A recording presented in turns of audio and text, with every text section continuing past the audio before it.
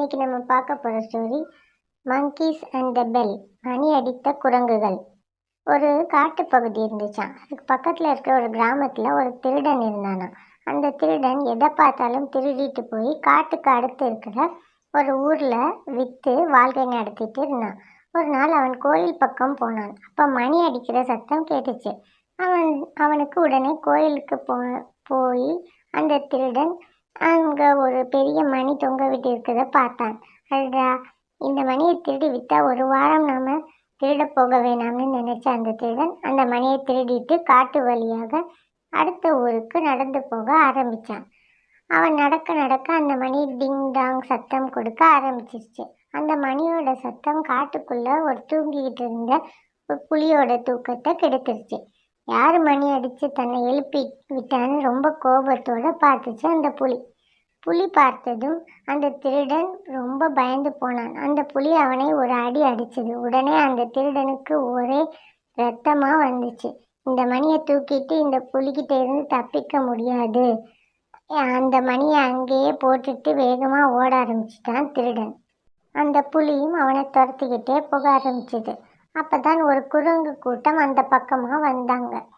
அந்த குரங்கு கூட்டம் அந்த மணியை பார்த்ததும் அதை எடுத்து அடித்து சத்தம் வர வச்சு பார்த்துச்சுங்க.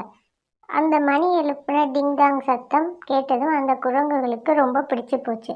அதனால் அதுங்க எல்லாம் ஒன்று சேர்ந்து அந்த மணியை எடுத்துக்கிட்டு தாங்க வாழ்கிற பெரிய மரத்துக்கு போச்சுங்க. அந்த மரம் ஊருக்கு பக்கத்தில் இருக்கிற காட்டுப்பகுதியில் இருந்ததுனால ஒவ்வொரு தடவை அந்த மணியை அடிக்கும்போதும் அந்த ஊர்க்காரங்களுக்கு கேட்டுச்சு. திடீர்னு காட்டுக்குள்ளே இருந்து மணி சத்தம் தொடர்ந்து கேட்டதால் ஊர் மக்கள் எல்லாம் ரொம்ப பயந்து போனாங்க. இரவு பகல் தொடர்ந்து மணி சத்தம் கேட்டதால் ஊர் மக்கள் அந்த நாட்டு ஆண்ட ராஜா கிட்ட போய் சொன்னாங்க. அந்த ராஜா சொன்னார், இந்த பிரச்சனைக்கு யார் காரணம்னு கண்டுபிடிச்சு அந்த மணி சத்தத்தை நிறுத்துறவங்களுக்கு நிறைய பரிசு கொடுக்குறேன்னு எல்லார்கிட்டையும் சொன்னார்.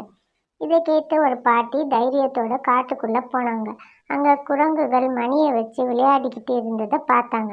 அடடா, இது குரங்குகளோட வேலையான்னு சொன்ன அந்த பாட்டி அந்த மணியை குரங்குகிட்டே இருந்து எப்படி பிடுங்கிறதுன்னு ஒரு திட்டம் போட்டாங்க. உடனே நேராக சந்தைக்கு போய் நிறைய பழங்கள் காய்கறிகள் எல்லாம் வாங்கி ஒரு கூடையில் போட்டு எடுத்துக்கிட்டு திரும்பி அந்த காட்டுக்கு போனாங்க.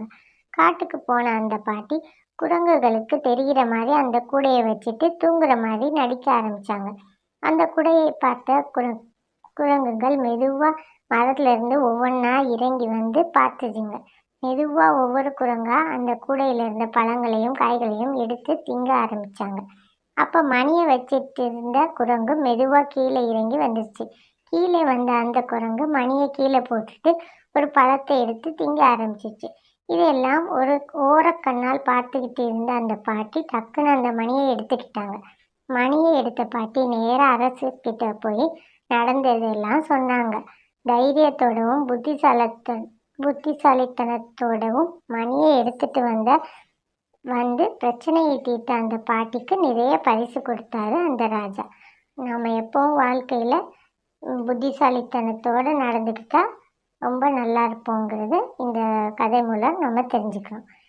உங்களுக்கு இந்த கதை பிடிச்சிருச்சுன்னா லைக் பண்ணுங்கள், உங்கள் ஃப்ரெண்ட்ஸ்க்கெலாம் ஷேர் பண்ணுங்கள், சப்ஸ்கிரைப் பண்ணுங்கள், பெல் பட்டனை மறக்காமல் கிளிக் பண்ணிக்கோங்க. தேங்க்யூ.